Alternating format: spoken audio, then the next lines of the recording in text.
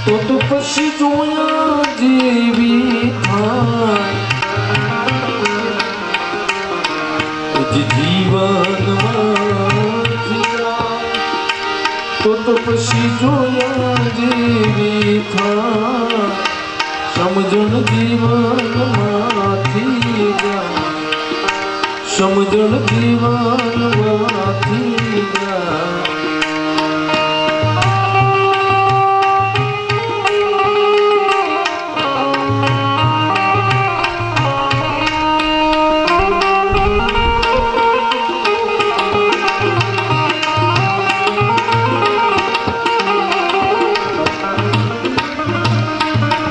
છેલ્લો હતો આરુણીનો એની યાદમાં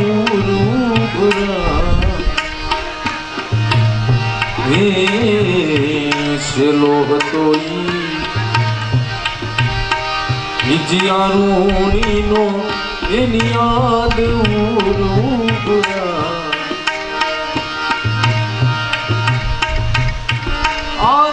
શ્રીલો માસ્ટર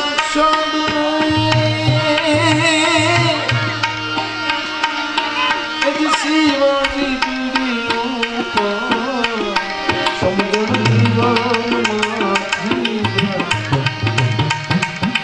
જીવનમાંથી તો પછી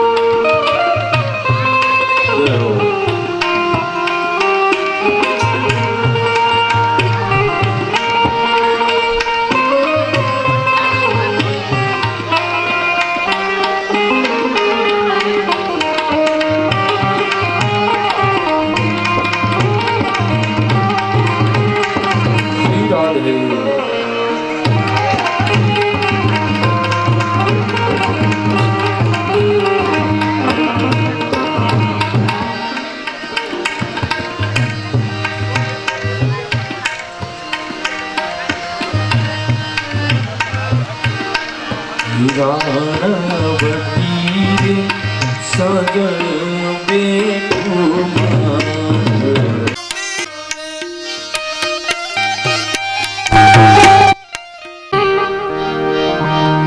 શ્રી સરસ્વત્યે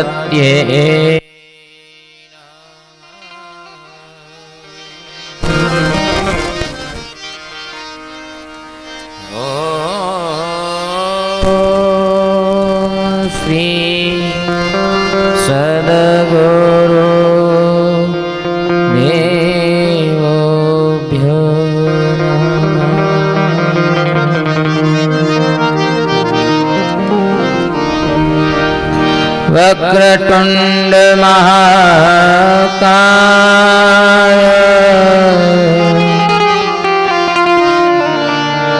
સૂર્ય કોટિ સમપ્રભા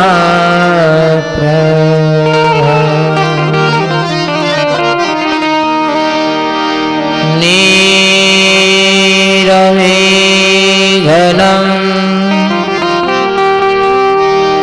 ગુરુ મે દેવ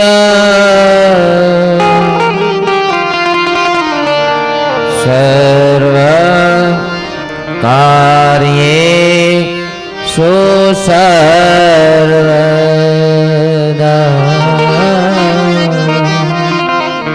સર્વ કાર્યે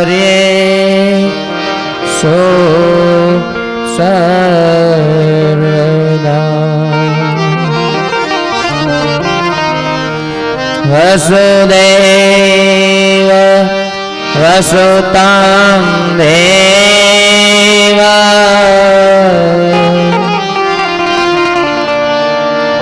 કંચ ચાણૂરમર્ધ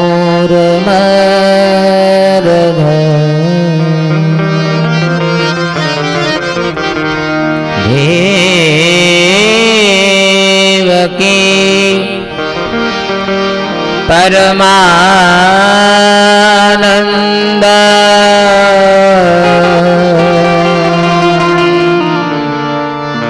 श्री कृष्णं वंदे जगद्गुरु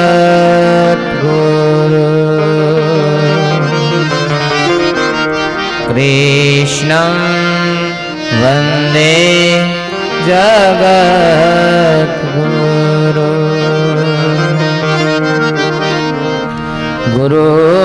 गुरुर्ब्रह्मा गुरुर्विष्णु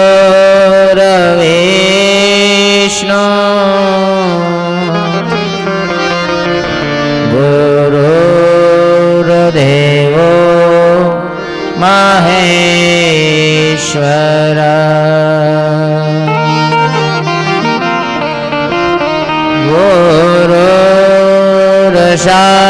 साक्षात्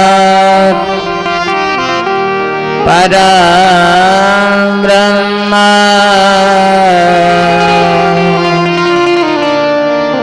तस्मै श्री गुरुवे नमः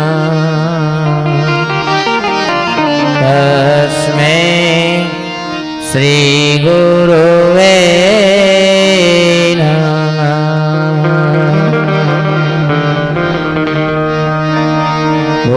श्री बालकृष्ण लाल की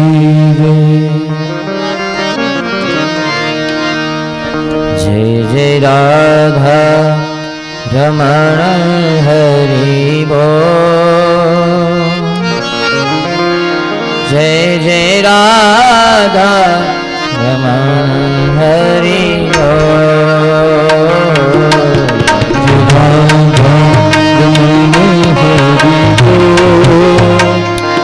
जय जय राधा हरि बोल जय राधा रमण हरि बोल जय जय राधा रमण हरि बोल जय राधा रमण हरि बोल जय जय राधा रमण हरि बोल हरि बोल हरि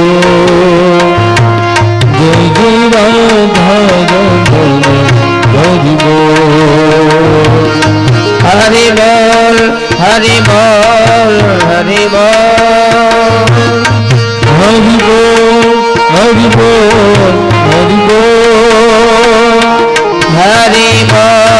हरि बोल हरि बोल हरि बोल हरि बोल हरि बोल जय जय राधा रमण हरि बोल जय जय राधा रमण हरि बोल जय जय राधा रमण हरि बोल जय जय राधा रमण हरि बोल जय जय राधा रमण हरि बोल हरि बोल हरि बोल हरि बोल हरि बोल हरि बोल हरि बोल हरि बोल हरि बोल हरि बोल हरि बोल जय जय राधा रमण हरि बोल जय जय राधा रमण हरि बोल जय जय राधा रमण हरि बोल जय जय राधा रमण हरि बोल जय जय राधा रमण हरि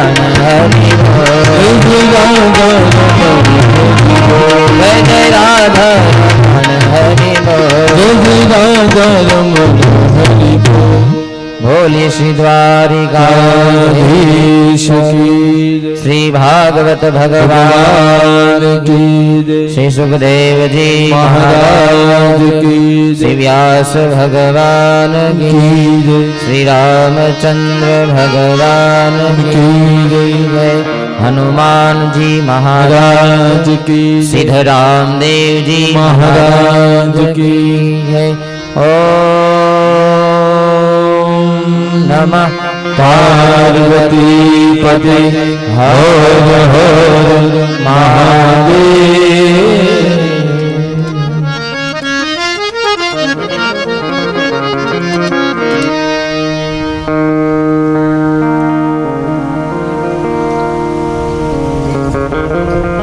परम कृपाळु परमात्मा नंद नंदन यशोदानंदन ની પરમ કૃપા શ્રી રામદેવજી મહારાજની અતિ અનુગ્રહ અતિ કૃપાથી સમસ્ત દેવ દેવળિયા ગામ તેમજ રામદેવ પીર આશ્રમ દ્વારા આયોજિત શ્રીમદ ભાગવત સપ્તાહ જ્ઞાન યજ્ઞ ના આજે છઠ્ઠા દિવસની કથાના બીજા સત્રનો આપણે પ્રારંભ કરવા જઈ રહ્યા છીએ। પ્રારંભ કરીએ એના પહેલા ભગવાન રામદેવજી મહારાજના ચરણ કમળમાં વંદન। અહીં સમાધિ ચેતનાઓ બિરાજિત છે એવી જીવરાજ બાપાના સમાધિ ચેતનાને મારી વંદન, તુલસીદાસજી બાપુના ચરણમાં વંદન, માતાજીના ચરણમાં વંદન, તેમજ ગામમાંથી પધારેલા માતા બહેના વડીલો ભાઈઓ તથા બાર લીલામૃત ભગવાનનો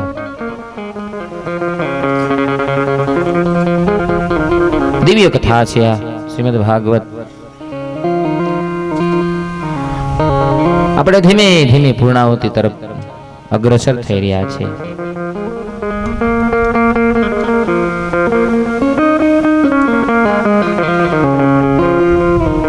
બપોર પહેલાની કથામાં આપણે જોયું રાસલીલાની કથા આપણે જોઈ, રાસલીલા અને રાસ આપણે કર્યો। હવે રાસ કર્યો અને ગોપીઓને થોડુંક અભિમાન આવી ગયું છે। રાસમાં ગોપીઓને અભિમાન થયું કે તેથી કૃષ્ણ અદ્રશ્ય થયા છે। તેમણે ગોપીઓના હૃદયમાં પ્રવેશ કર્યો, પણ હૃદયમાં શોધવાને બદલે કૃષ્ણને બહાર શોધવા લાગી છે। એટલે કૃષ્ણ દેખાતા નથી। બહાર શોધે ને તો કૃષ્ણ દેખાતા નથી, હૃદયની અંદર શોધો ને તો કૃષ્ણ દેખાય। તેમ જીવ પણ આનંદ બહાર શોધે, અંદર નહીં, એટલે તેને આનંદ મળતો નથી। તમારો આનંદ બીજી વસ્તુ પર આધારિત ન હોવો જોઈએ। સ્ત્રી કપડાથી ધનથી આનંદ મળે તો તેના વિયોગથી દુઃખ થશે। તમારો આનંદ કોઈને આધીન હશે તો તે દુઃખ આપશે।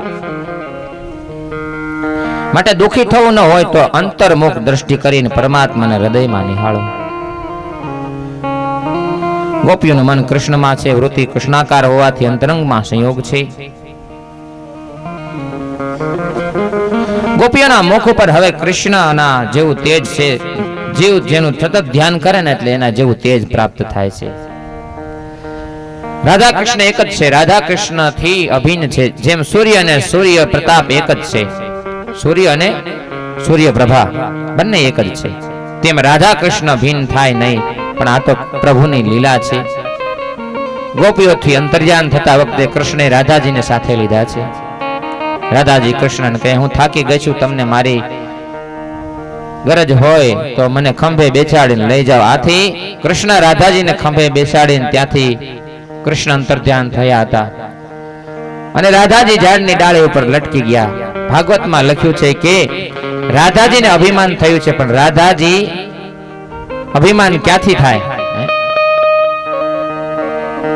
આ તો લીલા છે।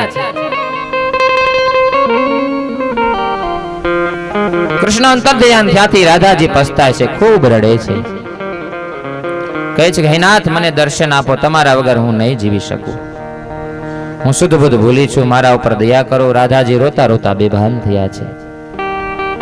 આ બાજુ ગોપીઓ ભગવાનની શોધ કરે છે, પણ તેઓ ક્યાંય દેખાતા નથી। ગોપીઓને થયું કૃષ્ણ અમને છોડીને ક્યાંય જાય નહીં, અહીં જ ક્યાંક છુપાયા હશે.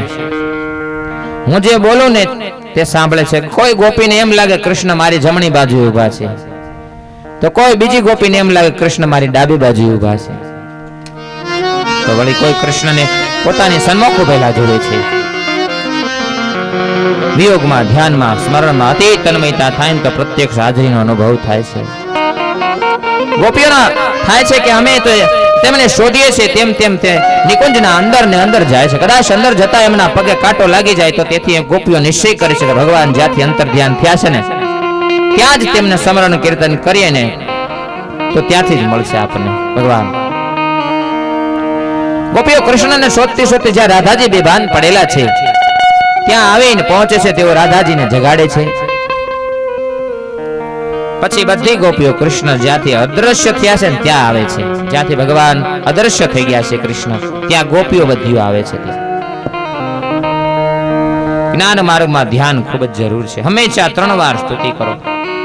ગોવિંદ દામોદર સ્તોત્રમાં કહ્યું છે તેમ સુખાવસાને, દુખાવસાને, દેહાવસાને સ્તુતિ કરો.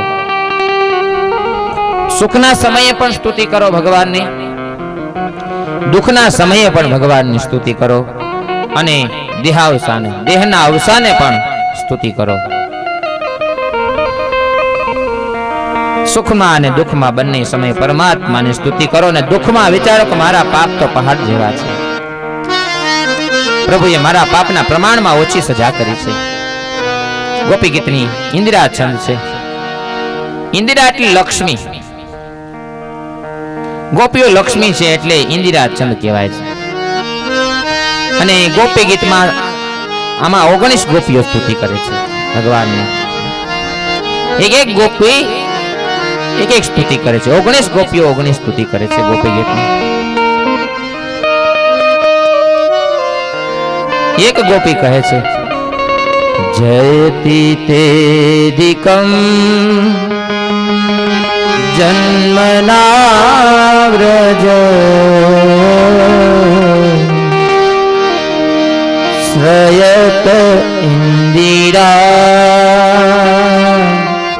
સસ્વદ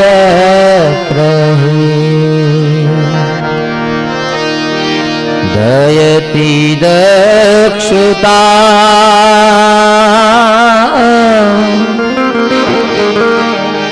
દીક્ષુતાવકા સ્તયૈ ધૃતા સવ સ્વામ વિચિન્વતે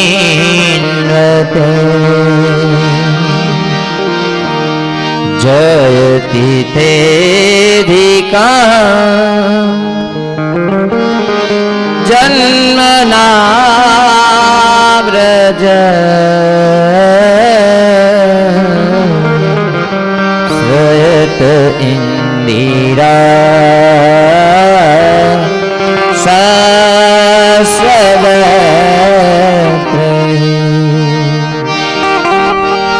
ગોપી કહે છે કૃષ્ણ આપના જન્મથી વ્રજ વૈકુંઠથી પણ અધિક શોભે છે, કારણ કે લક્ષ્મીજી અહીં નિરંતર વાસ કરે છે. હે પ્રિય, આપના લીધે જ પ્રાણ ટકાવી રાખનારી તમારી ગોપીઓ બધી દિશાઓમાં આપને શોધે છે તે જુઓ. આ પ્રગટ થયા ત્યારથી આ વ્રજભૂમિમાં મહિમા બહુ વધ્યો છે. કૃષ્ણને વ્રજ ઘણું પ્રિય છે, તેથી જ વૈકુંઠ કરતા વ્રજનો મહિમા વધ્યો છે. વૈકુંઠ કરતા પણ વ્રજ શ્રેષ્ઠ છે. વૈકુંઠમાં પરમાત્મા રાધાજી રાજ કદાચ કોઈ વૈકુંઠમાં જાય તો પરમાત્માના શરણ સ્પર્શ કરી શકે નહીં. ત્યાં ચરણની સેવા લક્ષ્મીજી કરે છે. પરમાત્માને લક્ષ્મી અતિ પ્રિય છે, તેથી તેમને પ્રભુ વક્ષસ્થળમાં રાખે છે. લક્ષ્મીજી પરમાત્માને કહે છે તમે મને હૃદયમાં રાખો, પણ મારે તમારા ચરણની સેવા કરવી છે, તમારા ચરણમાં રહેવું છે. કન્યાને થાય કે મારા ચરણમાં એવું તો શું છે? બધા મુક્તિ તુષ્ય ગણીને મારા ચરણમાં જ રહેવા ઈચ્છે છે. તે ચરણને ઉઠાવીને મુખમાં મૂકે છે. બીજી ગોપી કહે છે કે હે ના, તમે આપની પાસે કાંઈ માંગતા નથી, અમે તો આપની અશુલ્ક દાસીઓ છીએ. અમારે આપની પાસે કાંઈ લેવું નથી, કાંઈ માગવું નથી. અમે આપના નેત્રોને ઘાયલ થઈને છીએ. નેત્ર બાણથી કરેલો વધ એ વધ નથી. શું શાસ્ત્રથી કરેલા વધને શું વધ કહેવાય?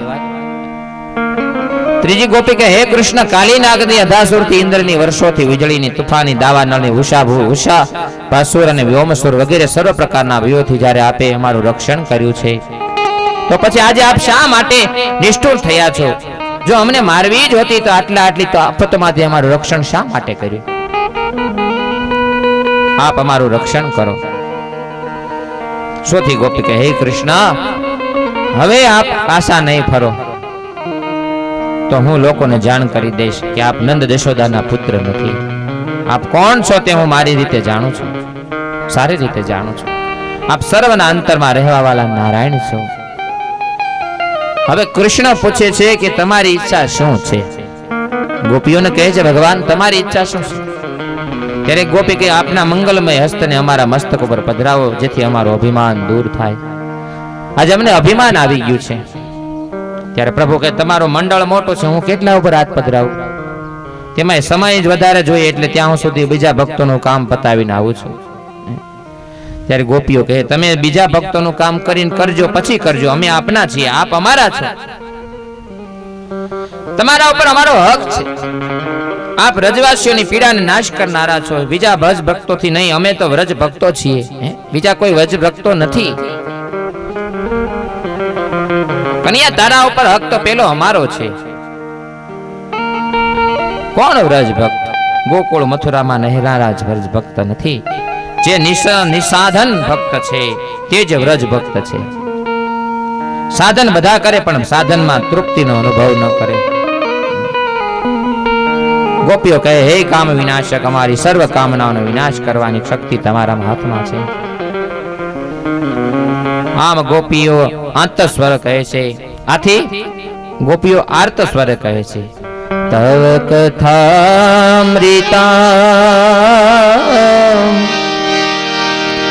તપ્ત જીવનમ કવિભિરીડિતમ કલ્મષાતઃ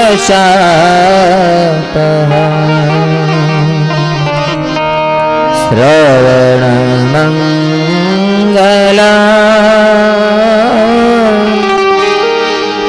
શ્રીમદાતતં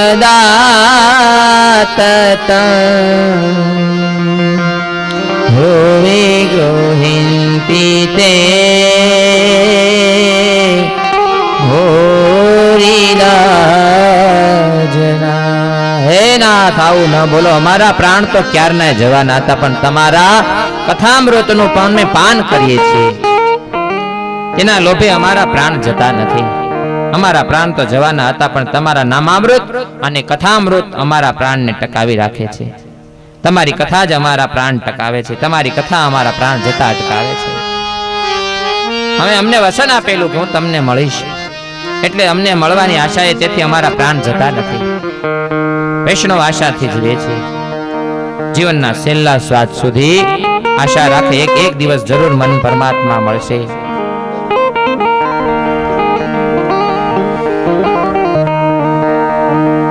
છેલ્લે વિરહ વેદનાના સહન થતા ગોપીઓ રડવા લાગે છે.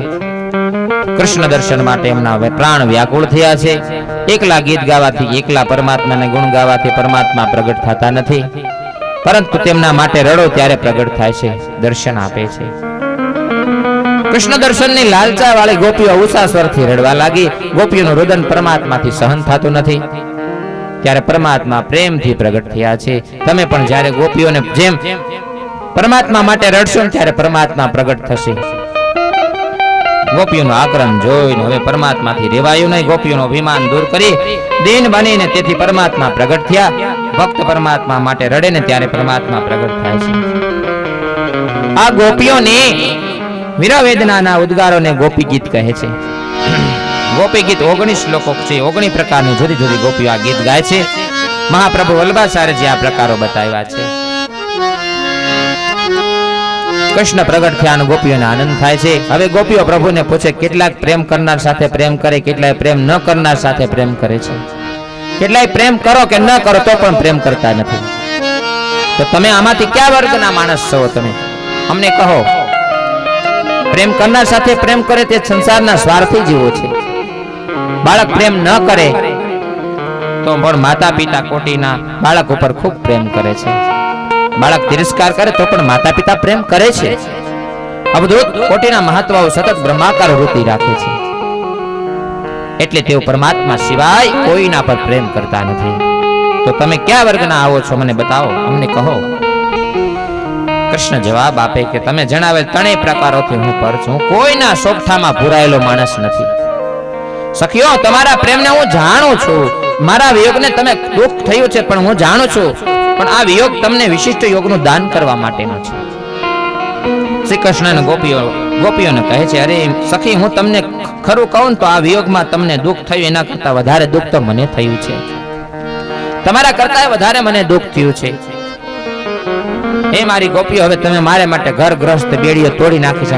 મોટા મોટા યોગીઓ પણ જલ્દી તોડી શકતા નથી.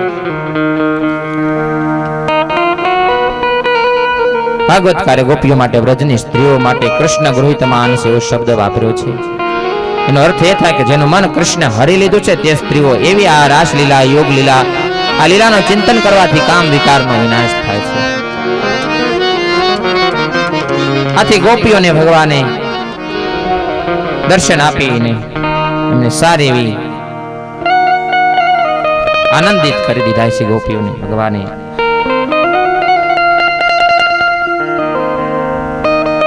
રાજા પરીક્ષિત સુખદેવજી મહારાજને પૂછે છે, ત્રણ ગુણના પ્રવાહ રૂપ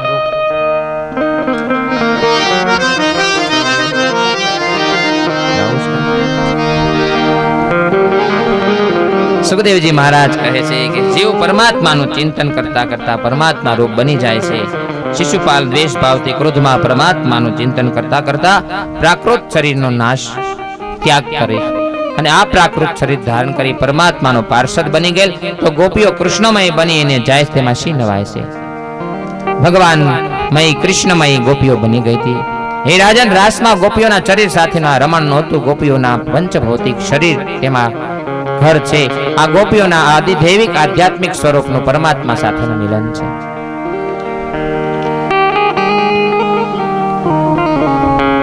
પ્રભુની કૃપા મેળવવાનો માર્ગ છે પુષ્ટિ ભક્તિ. કૃષ્ણ ગોકુળમાં રહ્યા ત્યાં સુધી એમણે 4 વ્રતો પાળ્યા છે. તેમને પગમાં જોડા પહેર્યા નથી. મારી ગાયો ખુલ્લા પગે ફરે તો મારાથી જોડા કેમ પહેરાય? સીવેલા કપડા પહેર્યા નથી. બીજા ગોપ બાળકો સારા કપડા પહેરવા મળતા નથી તો પછી મારાથી કેમ સીવેલા કપડા પહેરાય? અને હાથમાં અસ્ત્ર શસ્ત્ર લીધું નથી, ફક્ત પ્રેમથી બંસી બજાવે છે. માથામાં કેશ ઉતરાવ્યા નથી. ગોકુળની લીલા એ શુદ્ધ પ્રેમની લીલા છે. વૃંદાવનમાં શુદ્ધ પ્રેમથી બંસી બજાવે તેથી ઘણા મહાત્માઓ રાસલીલા સુધીની આજ ભાગવત કથા સાંભળવા ઉત્સુક છે. ત્યાર પછીની કથા મથુરાની લીલા છે, રાજલીલા, જેમાં યુદ્ધ, વધ અને લગ્નની વાતો આવે છે. તેમ અમે